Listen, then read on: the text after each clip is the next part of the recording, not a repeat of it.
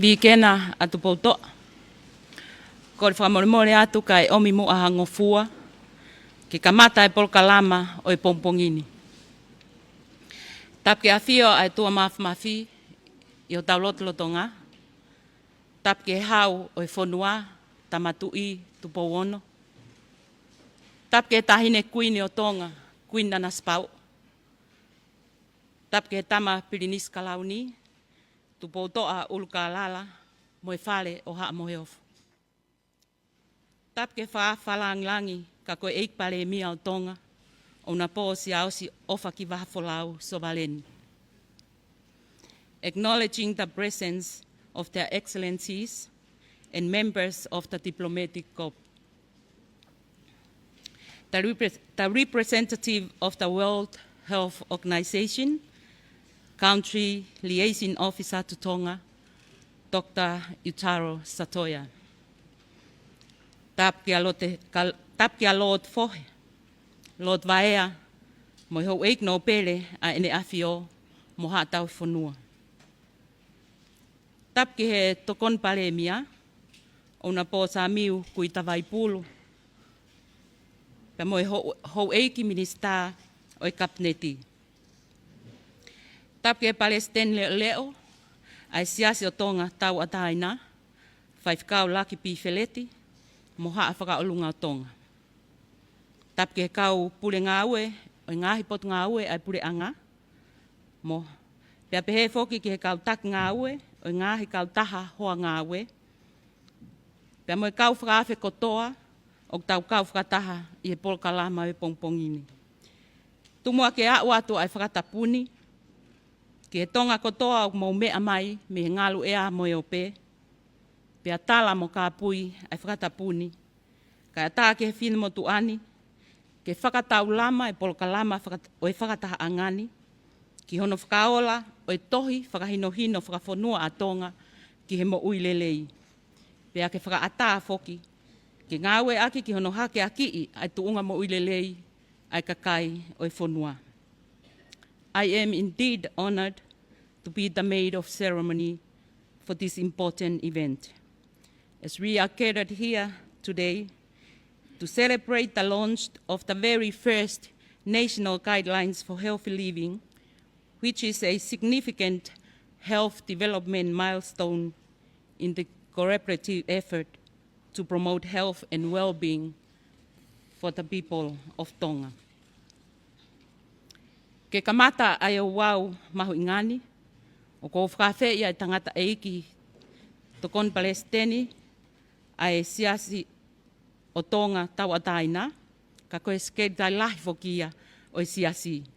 Whaifkau laki pi wheleti, ke ne tataki tau tolu a ki halot whawheta.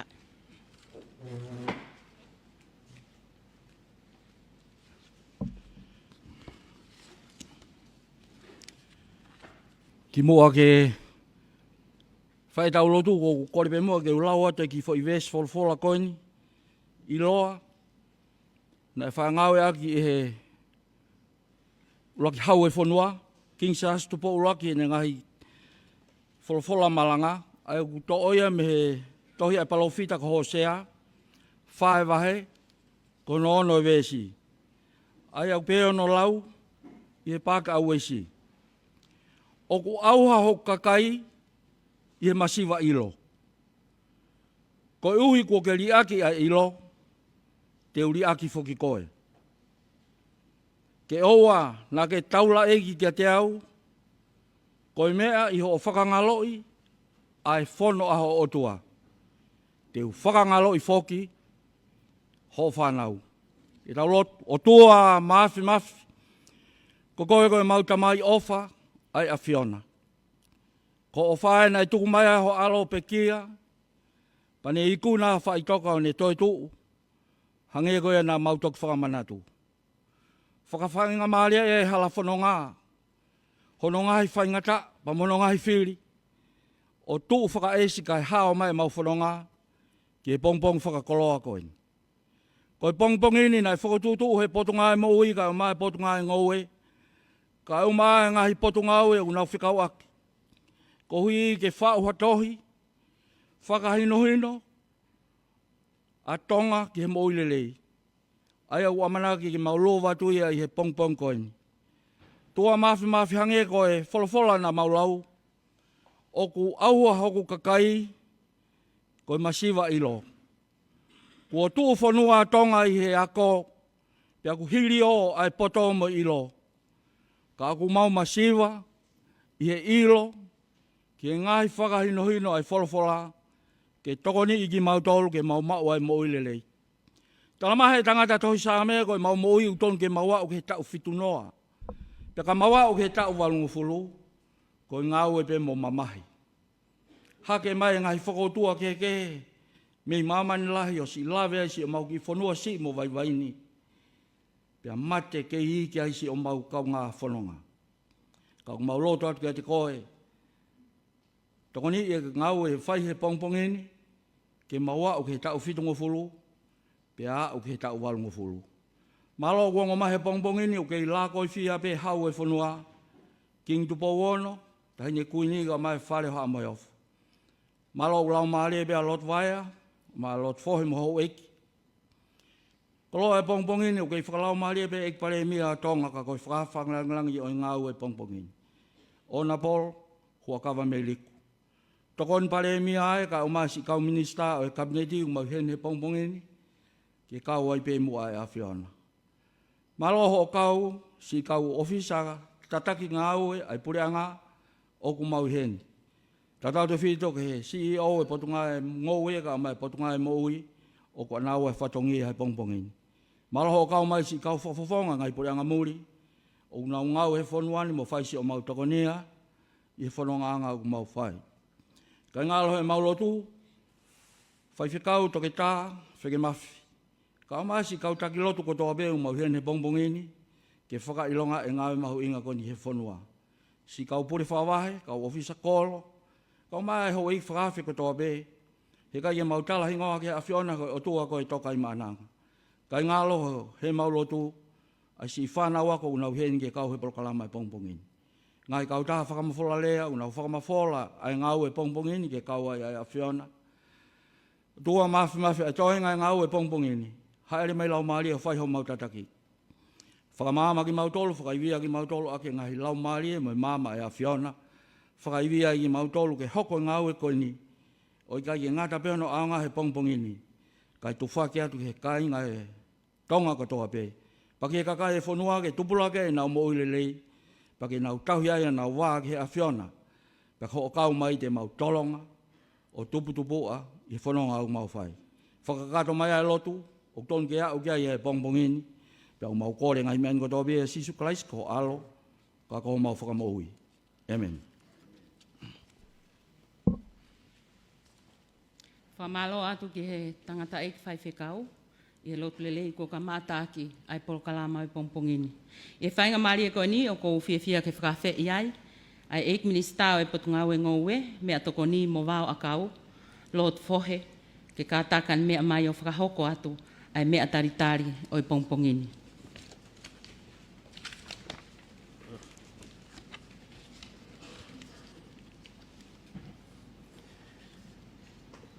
I acknowledge the presence of God in our midst.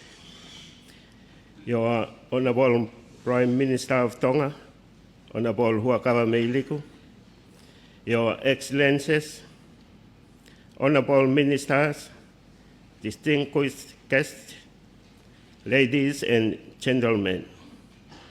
It is a great honor for me to deliver this opening address on behalf of the Ministry of Agriculture, Food and Forest, together with the Ministry of Health.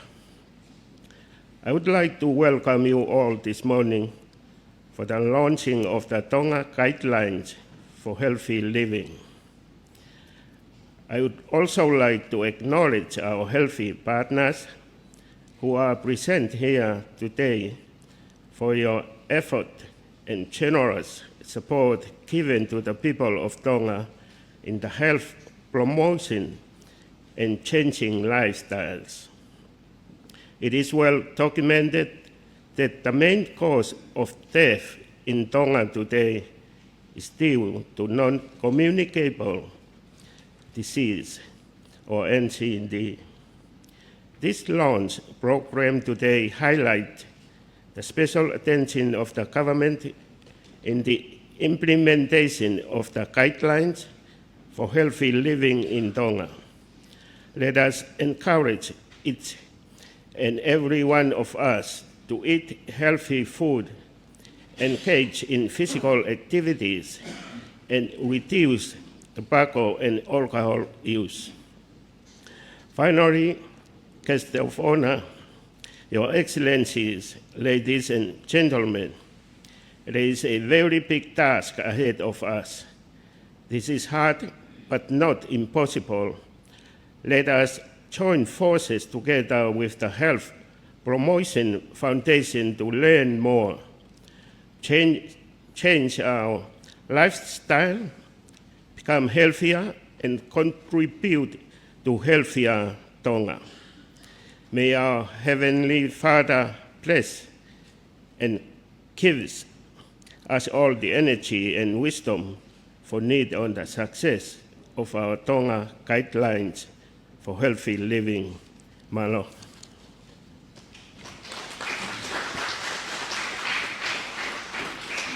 Thank you, Honourable Minister, for that very heartwarming welcome remarks. We will now proceed to the next item, the CEO for Health, Dr. Siara Paula, to give an update on the current health status of the people of Tonga.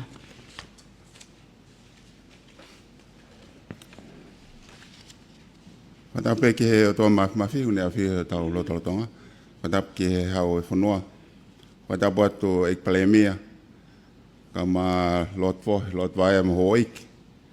Whatapu atu ki he hoiki minister ama e tōn palemia. Special acknowledgement of the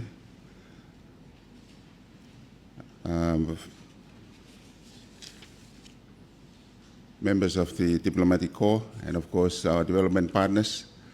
And my sincere apology to all of you. I'm going to deliver my speech in Tongan. But most of the data that I'm going to present are actually available in the WHO website.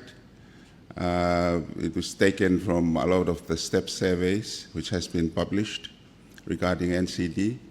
And two papers I would recommend you to look at. It's available again in the, it's a paper by Professor Paul Zimmet from the University of MOH, who has done surveys in Tonga on diabetes and other NCDs. And also Professor Stephen Kolagiri is professor, I think he has retired now, professor of medicine at the University of Sydney. So, and of course the WHO publications on NCD about Tonga. You can have access to all this information I'm going to talk about. But I'm just going to share it in Tongan for the benefit of people of Tonga who are listening through the radio and TV. Ko kole beke hufanga ngai whakatap kakato ko was whaia to he lot whohoi ka ma MC. Ada motuan ke whakawate whatongia motuan koe whaiha ki wahe mo ki mautolu, mo mea heni. Ai ngahi whika, whika aki mo e NCT, peko ngahi whakautua koe o koe ke pipihi I Tongani. Pea kotu ke pōli e te ki tau tolu, e tau si tō atoeni me he COVID tahiwa, mo ngahi taau o e whakamamanilahi ne hanga lului, a mamani, I he tōnga whakae mo uilelei, o kawai ki Tongani, pea na e tō mea kotoa. Pea tau e tolu koe ko hiri, na e tō mea kotoa ko ngā ke COVID tahiwa. Ka koe ahoni o ko whiawhia lahi I he tata kua whai he ek minister Moimoi, ka wai minister Ngowe. Ke te whakawhoki mai ki tau tolu, whataha mo ek pare mea mo ek minister. Kau taki lotu. Ke tau te whakatoka ngā iange, ko NCD, ko ia ia une kei whakatupu, a palparema whakamoilelei ke whonuani. Ko tue kai ke puri tau tolu, ai ngahi nunu a kovi ko ia NCD, me mei he pese te whitunga fulu, o pekia, o ku, ia ia na whikākunga, mo NCD he tau kotoke. Ka ko whampeke ki wahe ai ngahi tau hepe ka ngahi natula, pe koe toonga MOH, o kunehanga o whakatupu ai tū lawea ngofua ha taha ke NCT. Aia pe koe o koe pe whakapapalangi koe risk factors for NCT. Aia koe ngahi lipoti koe ni o ku tau pe me ngai savea. Ko whampeke ki wahe pe ngai whika koe ni pa tau ki whakalaulau loto ki ai. E ko tue ngai whika mahu inga upito eni, ai MAFF tuki ko ia ai NCT ho tau whonuani. Ko NCT whako mahino peka ting motolo, ne kawai e MAFF, ko e Pakala, ko e Suka, toto maalunga, kansa, kau tai kawa tai peki ai, mo ngahi whakautua ko ia halanga manawa, kau mai ngahi lave-lavea, ko e tupu me he whatutamaki, whatupu nai he olkaholo, me ngahi alamea pe. Ai ko ngahi toonga MOH ukai ke pipi, ka koe tupu me he toonga MOH me natula i tau tupu. Ia tahe ngai savea ko whai tonga ni, whamuimui taha, he off mai ke wafta fitu, o ko asi ai, ki he mau mea tokoni. Pese te hiwa fitu, koe kakai tongani, tau tawalu ke ono hiwa, o koe ke nau mau ai mea tokoni totonu. Aia koe whare e WHO, o tonu ke iai ai foi saving e ni mahe aho, kawai e Vesta Polo pe ko ha foi akau. Ke toko taha he aho tope.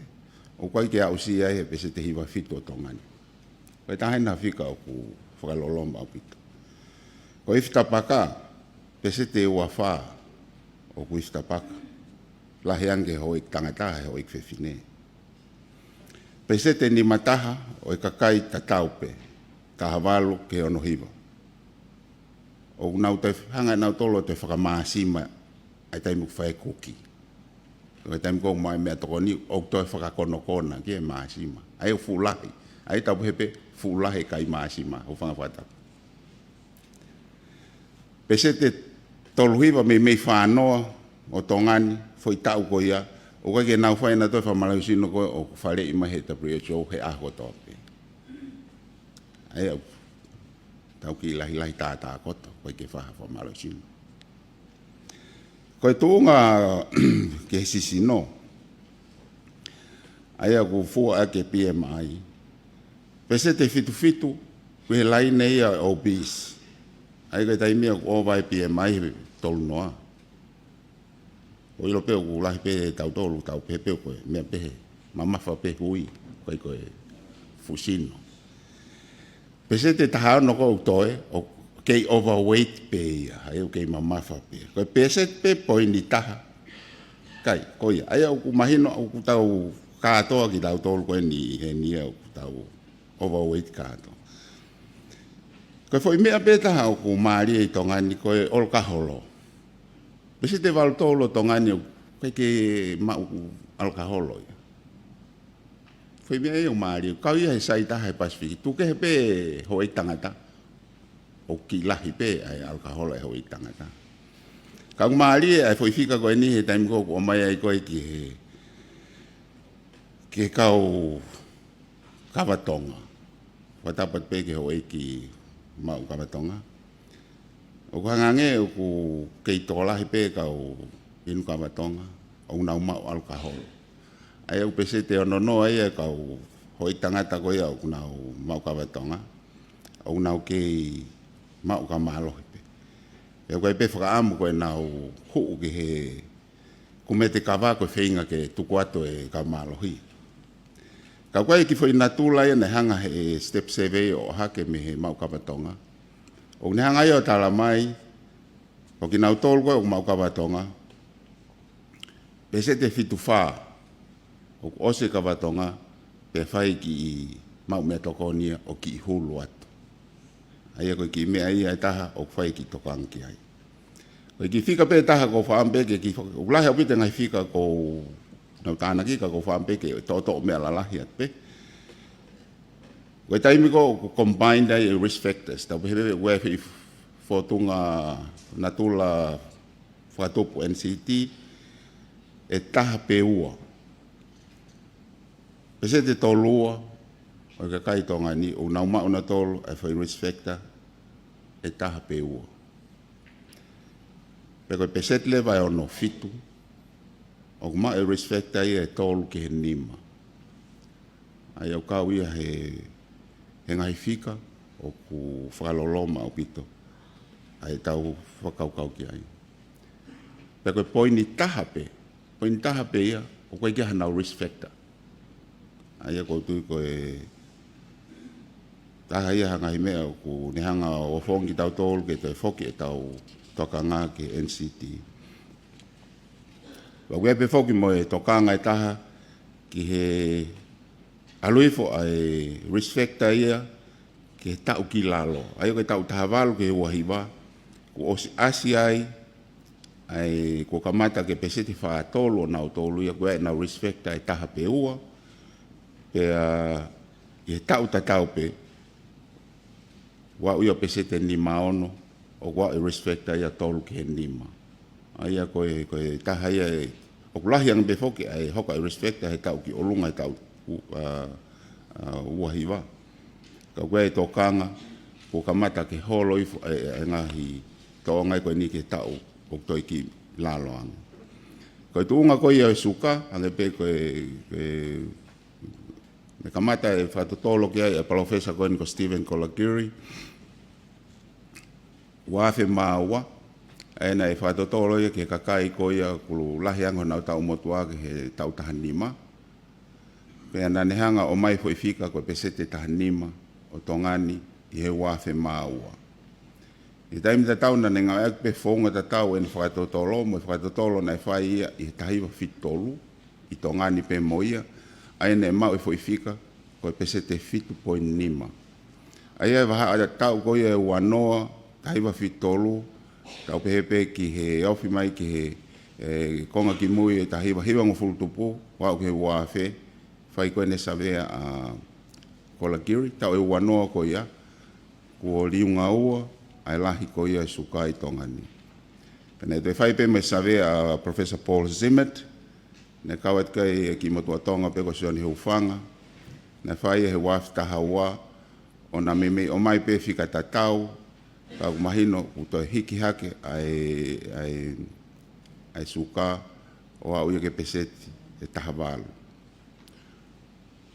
ko ne tu ko he taimini o ku ai pe ai tokanga makehe ka pau hikai ke tau whai ngahi ngā au e koe ni o ku tau palani at ki ai i ai palapalema ki he NCT i he kahau.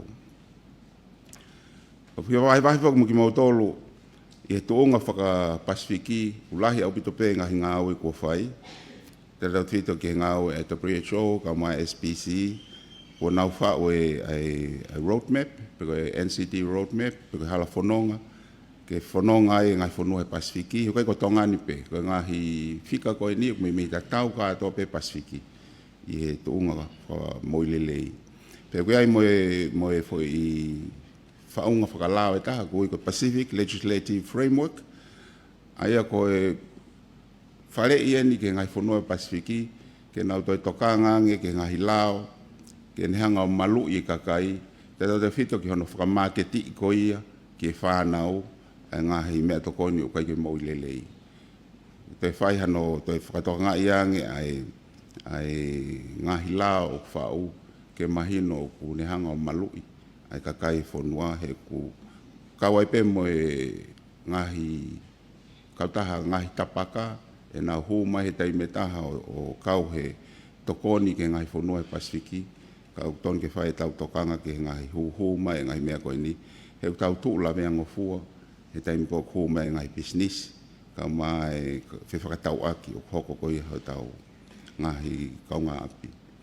Ko ia ko fia o bito he ahoni e palemia he ho mea he ni he mahino ke motuani ka mai ki minister mo ui ai popo lahi whai he puleanga ka mai ngai kupu whekau aki ke tau whanonga ko ni pe koe fia he ni CEO e Tonga Health o ki nau tolu fo ki nau whau ko ia e tau NCT strategy ke prevent control NCT ai fonua Ka ko male ia ma pe I he tame ko wakai whai ki he theme, pe koe tau mua ko ia ai tau palan whakafonua ko ia. Aia I hono lea whakapilitania pe he persevering together for a healthier Tonga. Aia kono whakatonga, tuiaki I he amanaki ki he Tonga mo I lelei. Maalia au pito ai whakalea o kaweinga koe ni tau palan whafonua he une tala mai neongo ai whaingata. Neongo ngai whika koe ni nau whakaha aski mo tolo aki. Ene ngari hangeu whakaloto si I. Ka hanga he palani koe ni o whakaha mai. Koe taimi te tau I kuna e NCT tene mai fu whainga maalia lahi ke whanuani.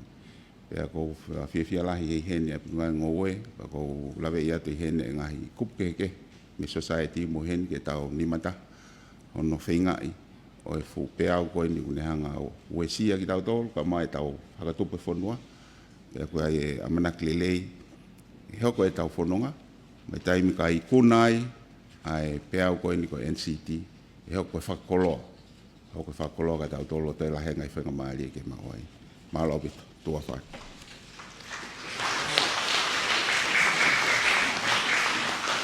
Whamalo atu ki he CEO ai Potungau e MOH, I he whakamatala mahu inga koia, ke whakamahino ki Tonga, o ki ai ai hohaa ke tunga MOH lelei, o ki ai ai whanua.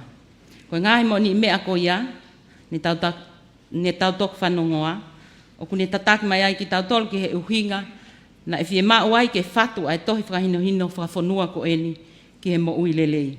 Ko ia ko whakawhei ai CEO e Potungau e ngowe, mea toko ni mo vau akau, toke tā William Manu, kene whakahoko atu, ai pui tu au e ngāwe na whakahoko ki hono whatu o e tohini. Malo.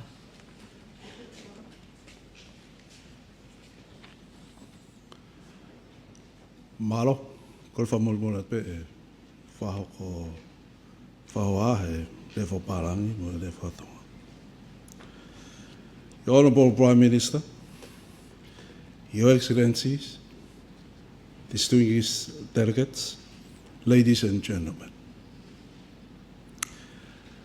Last month, Lord Fohe attended the regional meeting for the Pacific Ministers of Agriculture and Forestry in Fiji.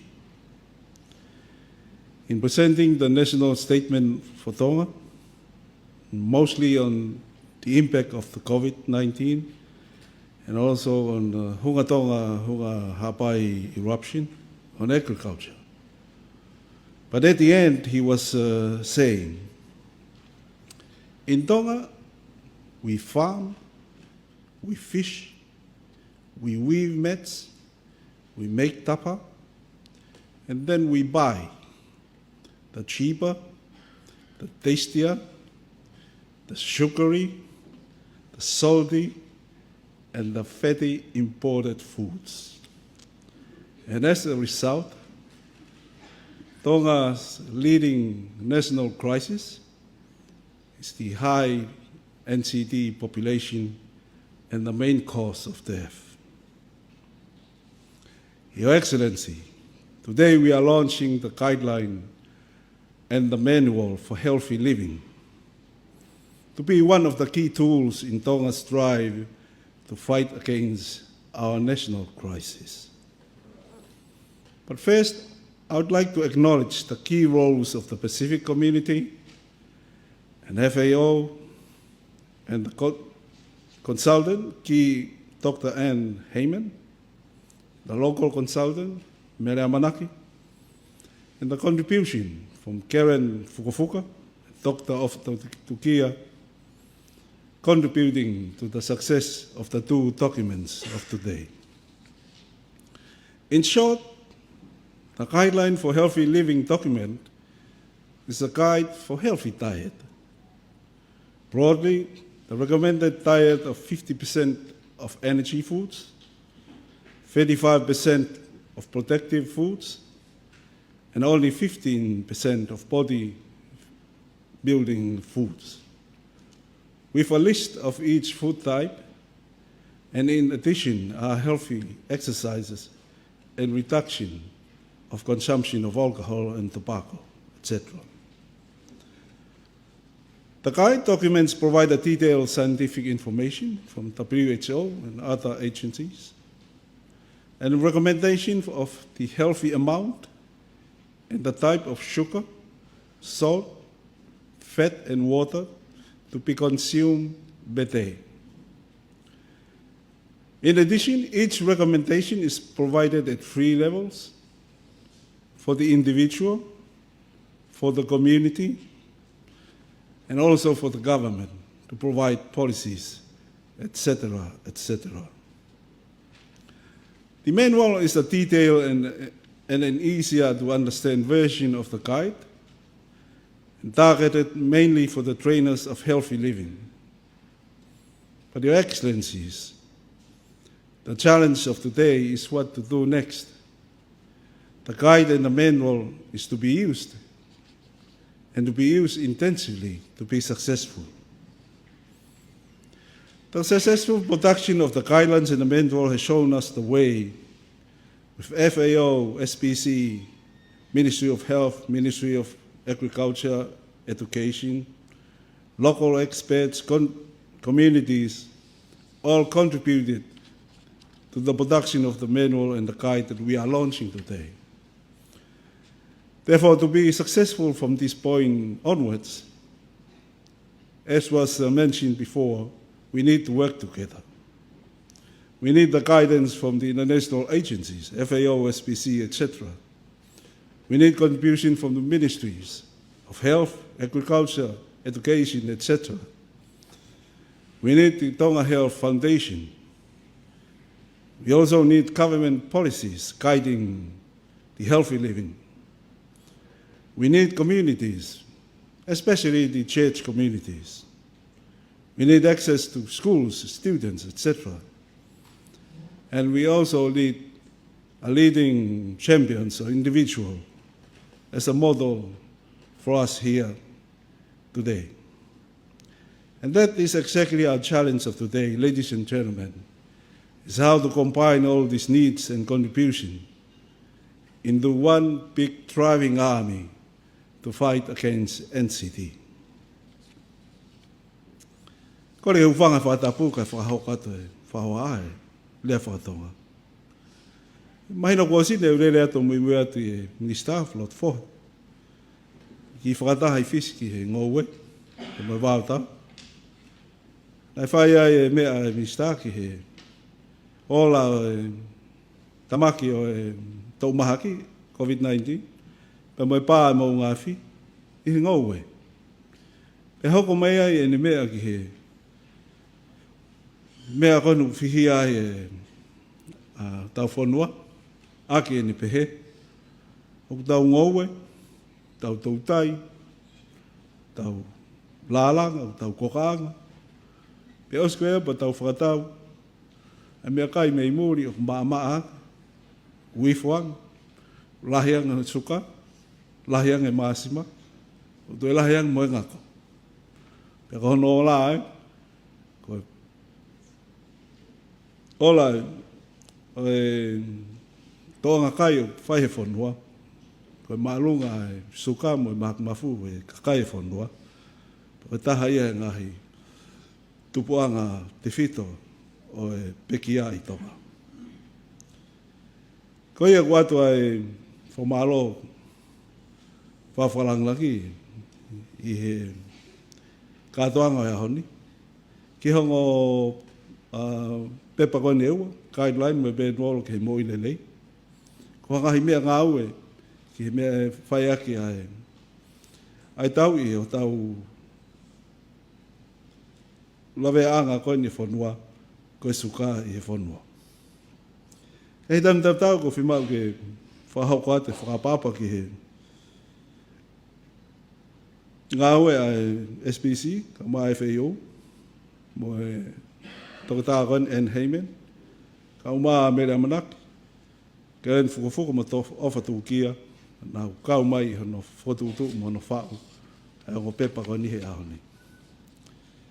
I he nou ko e whare I goni, ki hakai o mo I le reiange. Raki ko e mea kai whatupuiwi, pesete ni mano, pesete tolni mo mea kai ki he malu e moui, Pese tahanima pe mea kai goia ki he whakatupu sino. Pea kui ai pe mo elisi ai i he ongo pepa koni, mea kai takta. Pea mo e whare i mai ki he moi lerei, whakasisi, whamausi no pea mo e whakasisi, mautapaka pea mo e olkaholo. O te whai mai whoke e pepa kai, no whare i ake ngahi whamatala whakasainis, me WHO. Pea mo ngahi whare i mai ki he hae lahi whiunga, pe mo e whahinga o e suka, māsima, ngako, pe mo e vai, o whemau ki e tau mau he aho katoa pe, i he aho e taha. Pau whai mai e whare i he le volo e tau, uraki ke whare i ki whafo i tui, whare i ki he kāinga, community, o whare i ki he pure anga kene, tuku mai ha ngahi tūtū ni tataki o au ka ngahi, whauaka ngahi lao, ke tokon mai ke whai aki ai ngā aue koen ki he tau, ki he tau i NCT. Koe meen walo, ki tāketia ke kau whai ako, o e ako e toonga kai pe mo ui ki he moi lelei, ko e ki mahino angai, ki whaingo fuang e hono mahino. Ka koe pore o e ahoni Hawaii. Ko e hongo pepa koe ni, o whimau ke ngāwe ake. Ke ngāwe ake, pe ngāwe ke lahi ake, ka lava ke ola, pe au sia ngai tau mua, whai kia e whakaamu. Ko e ngāwe whakataha koe, nei whakatuku ake ai pepa koe ni. Ko ngāwe whakataha e ngahi FAO, SBC, hau maa ngahi potu ngāwe, ngāwe ake kui ai ho tau kau expert, kau poto o whawhanua, community. Koe nau whatahataha ko ia nei lava o ola lelei ai ongo pepa ko ia i he aho ni. Pai he whotunga koe, whai whotunga atu, ngai whakataha nge ko ia nei whare me CEO e MOH. Tau ngai whakataha. Moe kau waa koe mei muri. Potu ngā oe whakawhanua, potu ngā ako, potu ngā e MOH, potu ngā ngoue, potu ngā hi potu ngā e kehe. Whemau mo e Tonga Health, kene tū mau mo ia ni ngahi whatongia. O whemau mo e ngahi pure ngā ke whai tūtū ni mai, o au ki halao, ngahi mea ke whai ake, tataki ake, ai ngā oe koe ni. O whemau hoku mo e ngā oe ngahi kāinga lotu, mako whaitu ene, ola lei tahan whawhau atua i ngā oe koe ni, kau maa e ngahi ako. Ka maa ngahi whawhau tui, e hoko ko ha tāsi pinga ke toenga e whanua. Pe koe ia ki whakahaa nō, tu au whātu. Māla.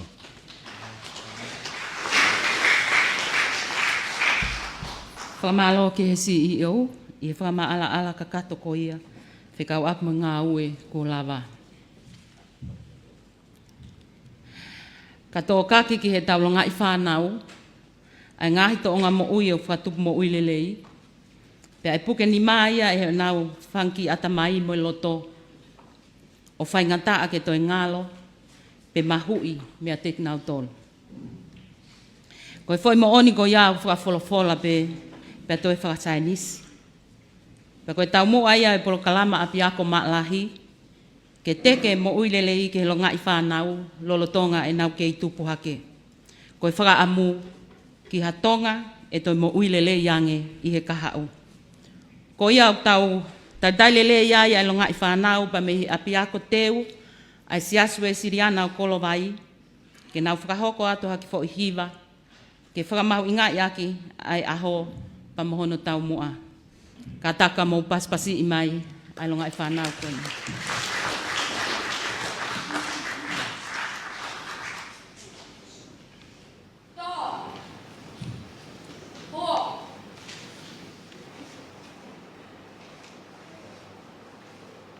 I would like to acknowledge the presence of God in our midst. I would like to acknowledge the presence of the guest of honor. Guest of the day, that we are in this building. are students from Kolobai Bilingual School. We like to sing a song about the theme of today. Doing activities, eating healthy food, and hygiene are very important to healthy life. Hope you enjoy.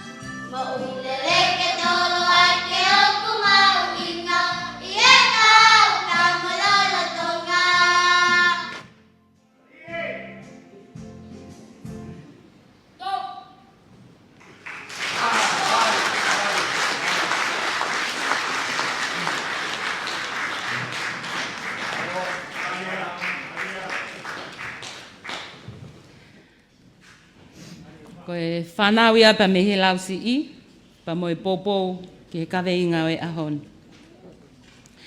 Ta wā mai ki he konga mahu inga o e Polo Kalamani, pa ko fia I e loto maulalo mo oni, ke whakawhei ai whakawhalangilangi, tangata ei ki pale mia o Tonga, pa pehe whoki ki he 8 minister o e potunga ue ngōwe, ke mo whakamore ka mo mea mai ke whakaola, ai tohi whakahinohino whakafonua a Tonga ki he mo uilelei.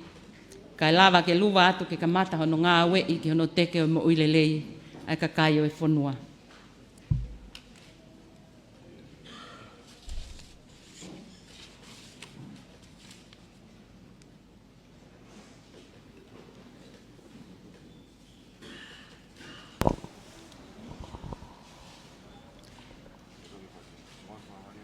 ono whaolani tohi. Kaya toh boge ua, kai ni tanga menga uta. Pe ia pe ai whakawhalangi, ke lau maari lelei mua, o toha koloa mai whakataha ngani, pia pehe whoki he kakai au whonua nau mea mai e ngā lope. Malo.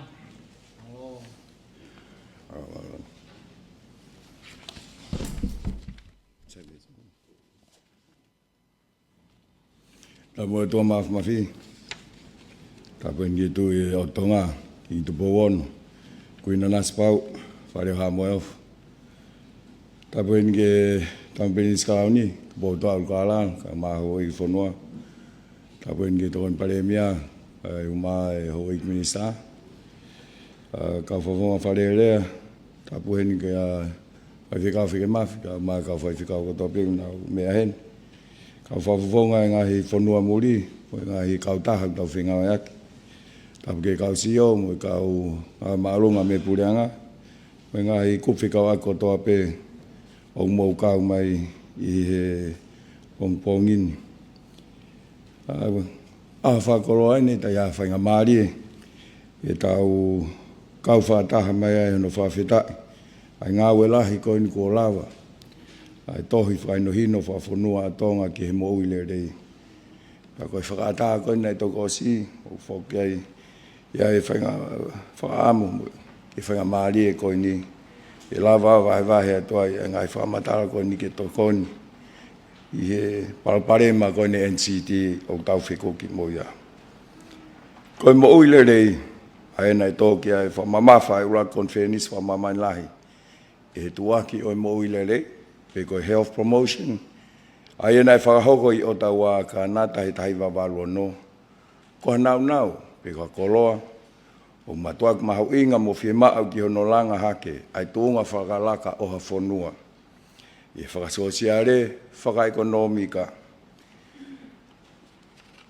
Koe whakatonu eni ai kautaha moui a mamani, ki foi ka venga wha mamani lahi ko ia, ne whotu he tahi wa fitu walu. Koe moui le rei, ki taha kotoa pe, ki ta uafe. Health for all by 2000. Kai ke koe tau eni, e whaanga fulutupu nai. Au mahino me ngai whika mo e whamatala nai tau atu i he CEO e pot ngai mo i. O alu ke lahi ange ai maafasia ngai whonua lahi o maamani. O ka wai mo to ngani. E ngā ue ngai mahaki o Tonga mo i koe NCT. O alu pe ke lahi ange whaingata ia ngai pot ngai mo ui. Ka pe ke ngai whamiri i ona tokanga i kina ni i koia o nau puke. I he whakau tuani. Tuku ke heange e ne wesia whakasosiare, mo whakaekonomika ki he pureanga kai uma a e whonua. Oku mahino koe whainga ke he moui le rei. O tatau ai pe koe whakatau taha pe whakawhonua, o i kai koha mea ia ki he toa taha pe. Pe koha mea ia ki he potunga moui, pe potunga ngoe pe. Kai koe whatongia ia toa taha kotoa pe whonua.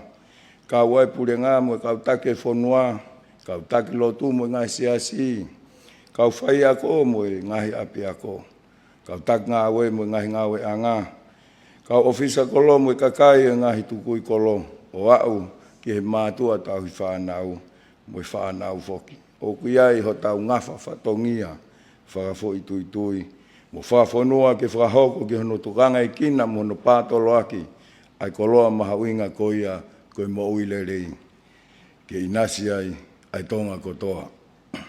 Koe taha o ngahi tā noa whakatātā ke no whenga, ke whakamama ke mahawinga maaria ka venga koe ni, ke hono teke ai moui le rei, koe tala noa koe ia, koe mata vai, moi mui vai. Koe upstream and downstream. Koe whakakaukau to kua, koe whanonga he moui, koe fuu vai tawhela. O ne tawhi atu ki he vai tō. Pea i lalo he vai tō o kua ki i kolo. Mono whalukunga kakai.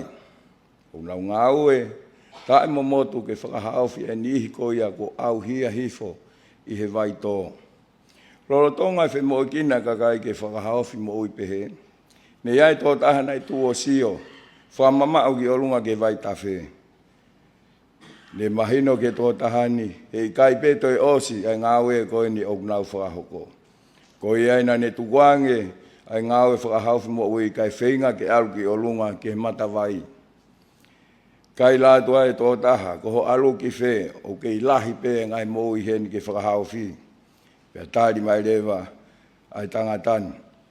Ko alu ke o lunga ke sio, ko i hākoa o tō lahi pehe ai a kakai o nau tō mai he vai tawhe. Ka inga koe whakaukau ia o mo ui rei. Mo ngā ue au totonu ke whakamamafa ki ai e tau whatongia. O wikai koe tau nofo pe o tāri ke toki hoko ai parapare mā.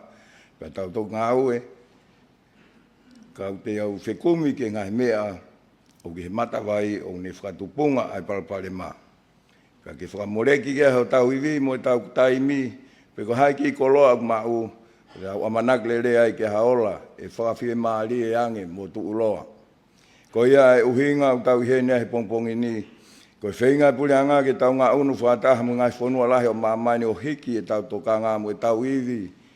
O whakamalohia e ngai ngā ue u whimau ke whakahoko i he matawai. He koe ne tonu. Pe e ngā ue whai ko ia pa e si i lewa. Ai ngā ue ke whakahoko i mui vai. Hange ko ia koe whakamoi. A koe toa ngai e mo ui. Ko lawe ko tali. Ka ko lahi ngahi ngāwe le rei. Ki hono teke o mo ui le rei. Mo no whakawhilawe i mo NCT. Ka au te eki pe ke whiunga ki ne solova i loroto mo e uho i ngahi palparema te whito. O un tupu mi ai. Koe whatongia ia pure anga mo ngahi pot ngāwe. Whikau ake palani mo tofa. Ngahi halafononga u whiunga mo tolonga. Ke whakawhainga maariei ke whiri a kakai ki he mo ui le rei. O kau ai a ngahi lao ke tūtūni ngā aue ke whakai ai a ngahi ātakai. O whakatumo i le rei pe vai tāu ai a ngahi whainga maariei mo e koloa.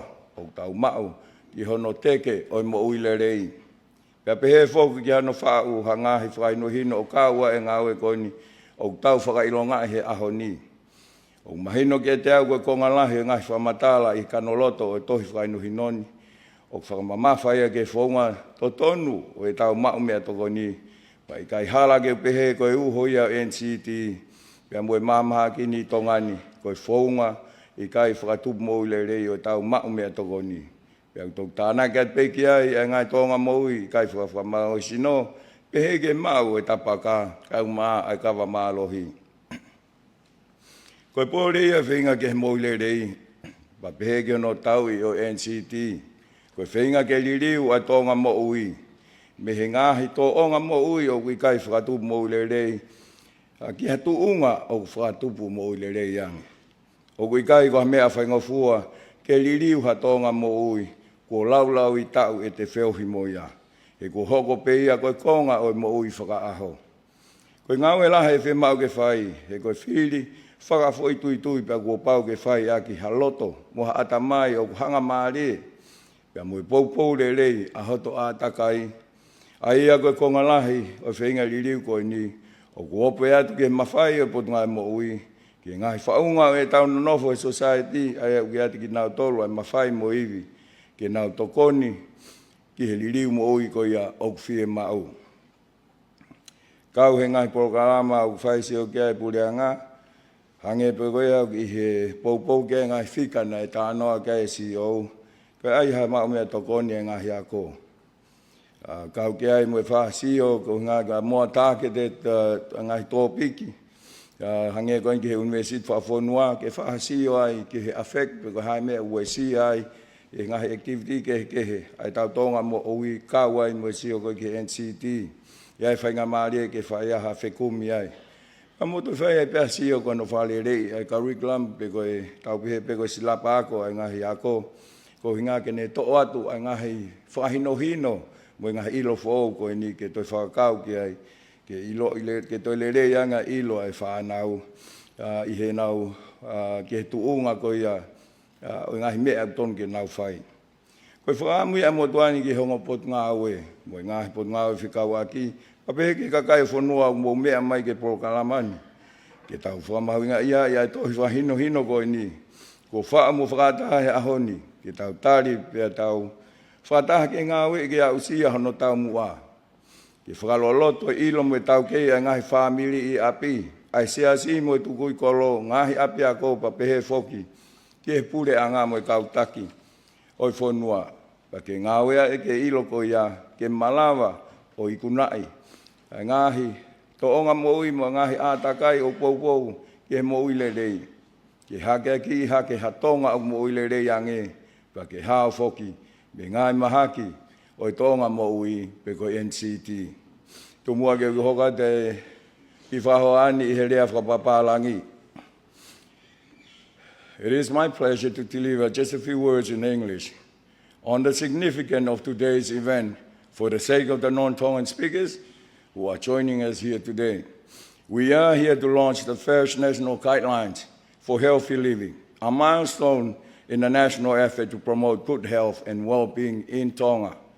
The current health status of the people of Tonga, as mentioned by the CEO for Health, together with the increasing evidence of the relationship between oral eating pattern and the risk of NCTs in Tonga, are sufficiently well established to support the need for Tonga to have a food-based guidelines.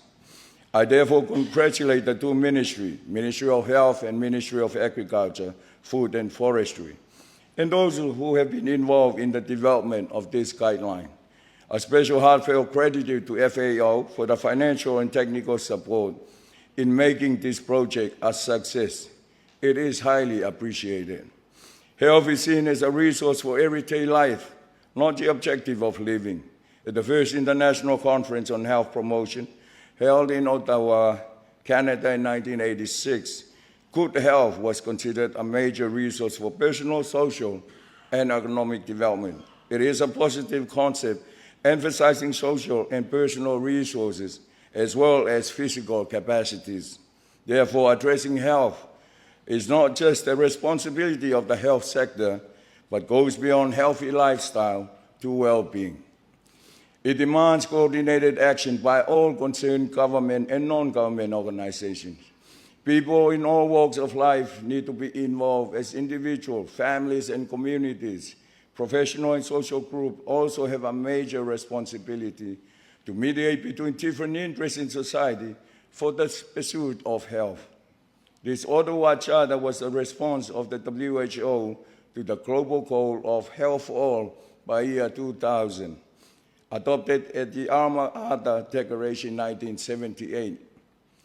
A public health expert once delivered a statement on health using the upstream-downstream metaphor, a simple way to demonstrate the characteristic of medicine about care and treatment and public health, prevention and promotion, shifting the perspective and the focus from the disease-oriented to health and wellness. In his statement, he said, imagine a large river with high waterfall. At the bottom of this waterfall, a village with hundreds of people working, frantically trying to save those who have fallen into the river and have fallen down the waterfall, many of them drowning.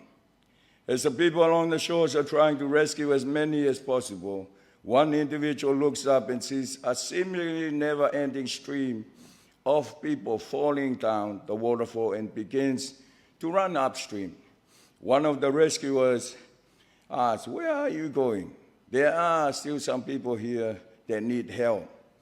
To which the man replied, "I'm going upstream to find out why so many people are falling into the river." To achieve good health, we need to become proactive and go upstream, which saves resources, energy, and lives. Going upstream and addressing the key risk factors of NCTs before more people get sick is the most cost-effective approach we need. Too often we just focus on the downstream costly tangible aftermath of a problem.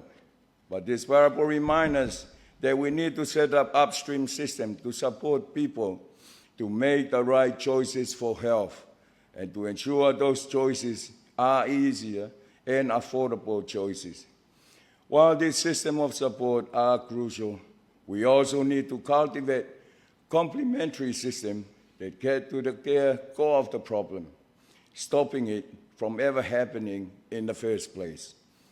Health is well placed in the area of the Sustainable Development Goals, and to achieve the overall health goal, SDG 3 and its target, we must address health in a more holistic way through all of government and all of society approach. We are all familiar with the statistics and the current global and national health issues and status, with NCTs killing 17 million people under the age of 70, 1 in every 2 seconds. What is less known is the fact that NCT accounts for 85% of premature deaths in low and middle income countries, including Tonga and the Pacific Island countries. The health consequences are bad enough. The financial consequences can be devastating. And yet we know we can prevent NCTs, the suffering they cause and the cost they incur by reducing exposure to risk factors and by improving access to services for prevention, diagnosis, and treatment. Without addressing these risk factors, it is not going to be possible to achieve the 30% reduction of premature deaths from NCTs by 2030, one of the key targets of the SDGs. Currently, as reported by WHO, no country is on track to meet these targets, and the costs of NCTs continue to rise. Urgent action are needed, and the government, in cooperation with various development partners, has implemented several initiatives to address this issue. However, there is still opportunity to strengthen the cooperation and alignment. As such, I would like to extend my sincere appreciation to all you, Excellencies, development partners, for your generous and continued support to uplift the standard of our response to this health crisis in Tonga in order to meet the global target of the SDGs.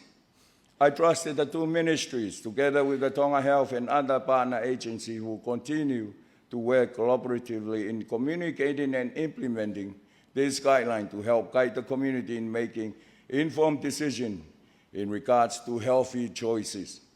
At the same time, they could draw on the guidelines to inform strategic planning and policy making at various levels in our society to work towards making food and living environment in Tonga as one that is consistent with the guidelines, enabling the healthy choices to be the easier choices and to help guiding us towards a healthier Tonga, free of malnutrition and NCTs. Whatawangan pe tatak tau tolu, he tohi whainohino koe ni, e harafononga ki hamo uile reiang. Toa whai.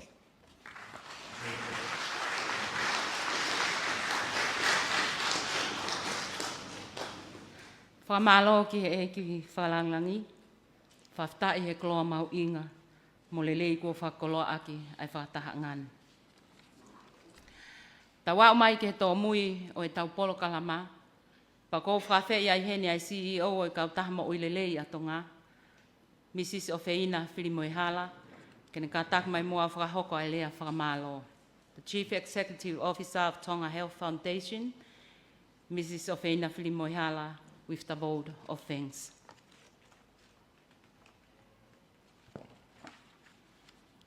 Whatapu ke a whio ai toltai o tuaha taurotoro Tonga.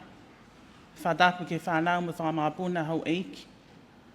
Tapu ke whawhalanglangi o e aho, ona polhua kawa me liku, koe pari e mia o Tonga. Pea koukole ke huwhanga atu e whakatapu kakato, ne kamata ake e polokalamani. Kea tā ke whine motuani ke whakahoko whatongia, koe lea whakamalo. I acknowledge the presence of the God Almighty in our midst, the Honourable Prime Minister of Tonga, Honourable Huakawa Meiliku, Deputy Prime Minister, Ministers of Cabinet, members of the Diplomatic Corps, ladies and gentlemen, please allow me to deliver the vote of thanks. O tau tomo atuku ai whakamalo ke o tua mafi, he ni tuku ke tau ausia e aho mahu ingani, koe whotutu ai tangata, ka kono whakakato, i he takoni mai no lau maari e. Pea lawa ai ke tau ikunai, ai ahoni, mohono luwa atu o e tohi whainohino, ke mo uilelei ai Tonga. Whamalo atu whakawhalangilangi, e pare mia Tonga, ona pohu a kama meiliku. I o mea mai i he ahoni ke whakakoloa, mo whakalangi ahono tuku atu o e tohi whakahinohino whakawhonua ki he mo uilelei. Koe whakahinohino mahu inga, koe poupou ki hono tokangai kina, o e toonga mo uilelei, o ku kaunga tonu ki hono whakasisi i hono uisia tamaki, ho tau kakai, ni ngahi whakoutua o kui kai ke pipihi. O kounga au pito ke Egg Minister o pot ngāwe ngowe, Lord Fohe.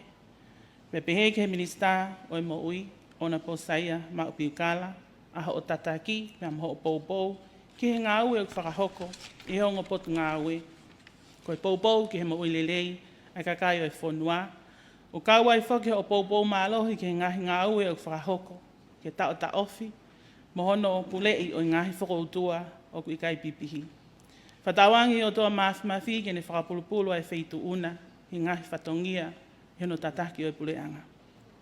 Whamalo at whoki ke tokon pare mia, kai mahai kau minister e kapneti, pehe ke o eik whafofonga e wharearea, kau pule whakavahe, kau ofisa kolo, ia mo mea mai e ahoni ke poupou, mo whakamahu i ngā ue, kua lava, ke tokoni ke kakai o e whonua, ke tau mo uilele iangi. Whamalo whoki ke whaiwhikau, lak piwheleti o mea mahi ahoni, tāpua ki e whihi angani, pe au maukoloa i ai mo mauiwi, whakahoko atu hono ngā wei e tunga mo uilelei, a kakai o e whonua. Members of the Diplomatic Corps, I would like to extend our sincere gratitude for your presence here today and for the support you have provided to health in Tonga for many years. I wish to convey our sincere thanks to Her Excellency Rachel Moore and the Australian government for the financial supports towards Tonga health system. Most of the promotional materials for the Tonga Healthy Guidelines launched today is funded through DFAT in the implementation of the National NCD Strategy. I wish to thank the FAO, the WHO, SPC, and all health partners, including all consultants, as mentioned before, Mele Amanaki, Karen Fukufuka, Meheke Ofatokia, who have contributed funds or technical support for the development of the manual and the guidelines that we've launched today. It is much appreciated. Tonga has been trying to fight NCDs for decades, and the fight will continue for many years to come. The challenges to fight include 99% of the Tongan adult population at risk of NCDs. Many of our children are overweight. Levels of smoking continue to be high and growing among young women. Climate change impacted our environment and affected our people's mental health being. More young people are taking up drugs, smoking, and vaping is on the rise. Turning the tide on NCDs is in the hands of all Tongans. A collaborative effort is required by all sectors of the economy. As the Prime Minister has said, we need to all to go going upstream to promote healthy lifestyle, such as the guidelines we are launching today so that our people eat healthy food, as well as a smaller portion of that. They need to get up and move or exercise regularly. They need to quit smoking and drink alcohol and kava in moderation and have a good mental well-being as well.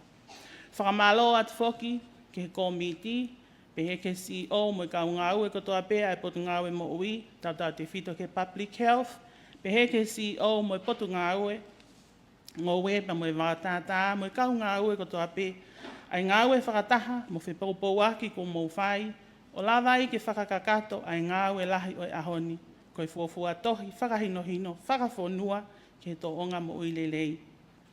Whamalo whoki ke whānau wako, pa mo e waa whikau aki kotoa pē. O hange koe me ana e lawe ki ai, mo ngahi lea ki mua. NCD, it is a whole of a government and a whole of community approach. It is a partnership and a collaborative of all government ministries, churches, schools, non-governments, workplaces, communities. Koe ngāwe whakataha, kai lava ke tauhanga whakawhipaki ai NCD. O kou whakamālo whoki ke tonga kotoa bea mo mea mai, ke polo kalama o e ahoni, Mo i whakatawange, te mō kau mai mo ki mautolu, i hono uki, mo ngā wei. Ai Tonga Healthy Guidelines, pe koe tohi whakainohino koe ni, ke tau mo uilele iai, pe tau hao ai, me ngahi whakoutua, oku i kai pipihi. O tau tui mo whalala e kau mai o tua mo ki tau tolu, i hono ngā ui aki ai tohi whakainohino koe ni. Pe hange koe hiva ai whanau, koe ui ia. Ke hoko a Tonga, koha whanua mo uilele iange, o mo ui fuolo ange, tu au whātu.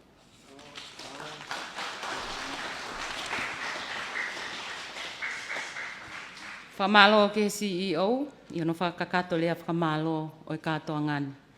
Ke whakakato e o wau mau inga i pongpongini, ko whakawhe ia e tangata iki whaiwhekau, lakpi whilete, ka taka e whakaosi angia e o wauni, a ki hatau lotu.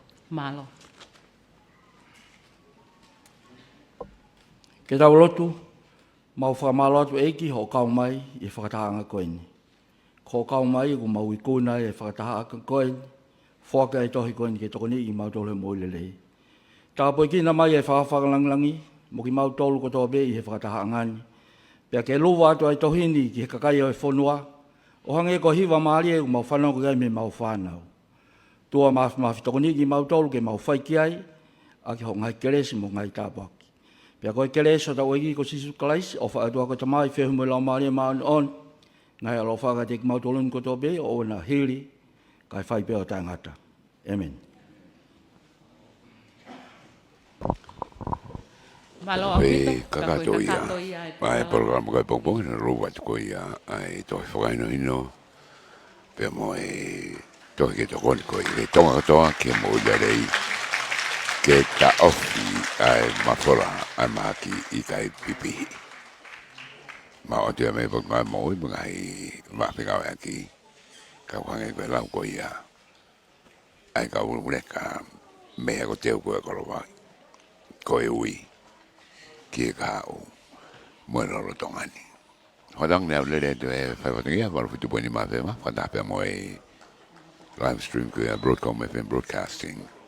Mei wharepatanga ko ia i whanelua, whaponga te kau whaiwatangia web wha junior, pe whoki kia aripate junior kisina, pe pe kia whatarewu tufua. Pea me waru tu poini ma me sake famo kiwa ko sa so baka ko e ui ki ka o mo ro to mani mo me a